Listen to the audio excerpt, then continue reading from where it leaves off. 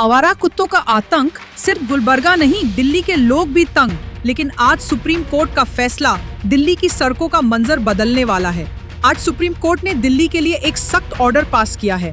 अब पब्लिक जगहों पर स्ट्रे डॉग्स नहीं दिखने चाहिए। कोर्ट ने साफ कहा, छोटे बच्चों को रेबीज का शिकार नहीं होने देंगे।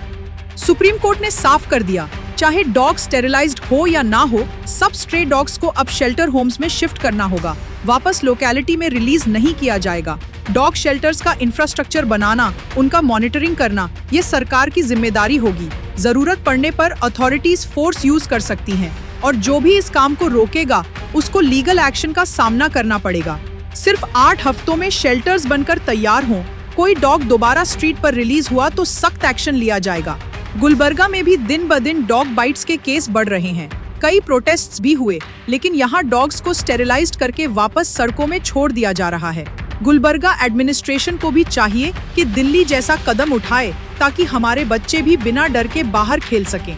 आप क्या सोचते हैं? क्या ये कदम गुलबर्गा में भी उठना चाहिए? अगर हाँ, तो इस वीडियो को ज्यादा से ज्यादा शेयर करें।